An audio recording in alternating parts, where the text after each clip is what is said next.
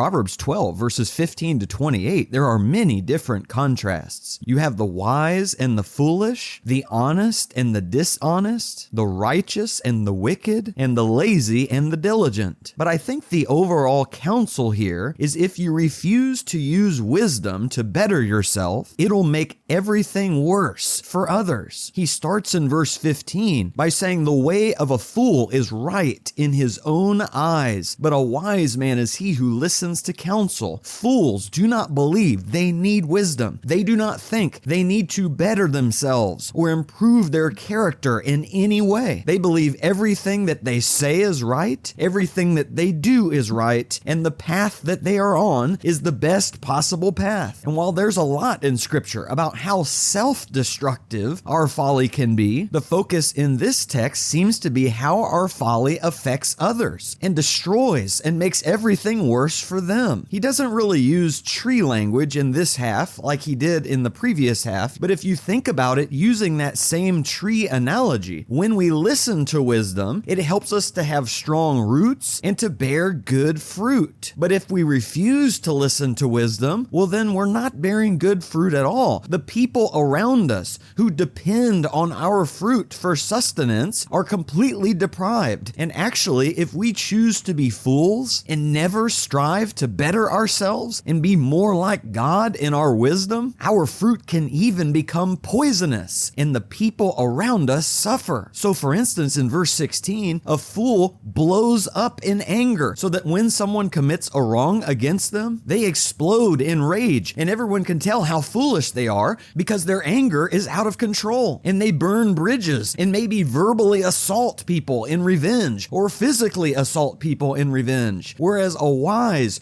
prudent man, he doesn't focus on how someone dishonored him. He can handle that conflict well, and he can even forgive and move on without making it the biggest deal in the world because he's not insecure and small like the fool. Fools who reject wisdom, verse 17, will lie about other people. They will be false witnesses, not just in court, but in their relationships, spreading rumors and destroying people's lives. Their words are like swords. They're abusive, so that when they speak to people, it cuts them deeply to their core and it wounds them emotionally for years. So many people are traumatized and end up in therapy because of the words of fools. And those fools may have been their parents, it may have been bullies in school, or even their siblings. That famous saying, "Sticks and stones may break my bones, but words can never hurt me," is an absolute lie. Words are far more painful than sticks and stones. I'd rather somebody throw sticks and stones at me and hurt me physically, because physical healing is a lot quicker and emotional healing can take a lifetime. But fools who have no interest in bettering themselves can hurt everyone around them with their words. They also hurt people in verse 20 because they don't give good counsel. They have deception in their hearts and they're evil. And so when they give people advice, it only makes their life worse. Whereas wise people can give people counsel that brings them peace. And then the counselor himself can have joy because of it, taking gladness in the fact that they could help others because of their wisdom. Fools who refuse to better themselves, in verse 23, have no discretion. They go around teaching others when they should be taught. They just run off at the mouth and believe they have all knowledge and everybody should sit at their feet. Whereas a wise man conceals how much he knows because he doesn't need to flaunt his knowledge to feel important. And he knows there's a right time and a place to share his knowledge. But when a fool just runs off at the mouth, it's awkward for everyone around them because everyone knows they're wrong, but the fool has no interest in anyone disagreeing with him or sharing a different opinion. And so it puts strain on the relationships around him. A fool who refuses to better himself is not a diligent person. They're not growing their skills. Instead of finding creative ways to help his community flourish, he does the bare minimum just to get by. And when people around a fool are anxious, he doesn't make it any better. Because when someone is sad or anxious about the future, a fool has no empathy or ability to speak good words. And so he doesn't lift anyone up around him. People either stay the same or get worse. Whereas a wise person sees someone downtrodden and knows how to lift them up with good, encouragement encouraging words. And a righteous and wise person in verse 26 can be a guide to his neighbor and help him understand how to navigate life, whereas a fool who has no interest in bettering himself is going down the completely wrong path in life himself. And so how can he be a guide to others except guiding them down the same wrong path he's headed on? And the fool in verse 27 doesn't know how to finish what he starts. Maybe he goes out and hunts and captures prey, but then he refuses to cook it because that's just too much work. And so he's starving even though there's plenty of food around him. And one writer said, so too he's starving spiritually even though he's surrounded by wisdom, because he refuses to put in the effort to make himself better by listening to God's wisdom. And as a result, he makes everything worse for others. But in verse 28, if he were to start seeking wisdom and change his ways, he could be on the path of righteousness where there's no death at all, either for himself or for others around him in his life. And so the challenge for us is to realize how much our lack of spiritual growth affects others around us for the worse. In our individualistic culture, usually when we don't grow spiritually, we focus on the detriment to ourselves, and we don't feel as much peace, and we feel like God is distant, and things aren't going well for us in life. But the Bible wants us to lift our eyes, to look beyond ourselves to the people in our lives. And so if you're a parent and you are not growing spiritually, that's going to hurt your kids. And if you're a boss or an employee at a company and you're not growing spiritually, that's going to hurt your company. Our lack of spiritual growth can hurt our friends and family members and make it hard for people to have a relationship with us because we have no interest in listening to the perspectives of others and no interest in changing our current behaviors. And so the behaviors that everyone around us who loves us is trying to correct will continue hurting them. And this should point us to Christ because his whole life was characterized by spiritual growth. He was constantly, even from a young age, trying to better himself and learn more wisdom from God. So in Luke 2 and verse 52, even before Jesus' ministry started, it says Jesus kept increasing in wisdom and stature and in favor with God and men. How was it that Jesus could increase in favor with men? It's because he increased in wisdom. Him bettering himself spiritually bettered others around him too. And it was the Pharisees in Jesus' day who stopped growing spiritually because, like fools, they thought they had already arrived. They thought they had all the answers. They were living perfectly good lives and everyone should listen to them. And Jesus confronted them and called them arrogant, prideful fools. Jesus tried to better the Pharisees with the wisdom of God, and because they rejected it, it made everything worse for others. Jesus said in Matthew 9 and verse 36 that the folly of the shepherds had produced sheep who were distressed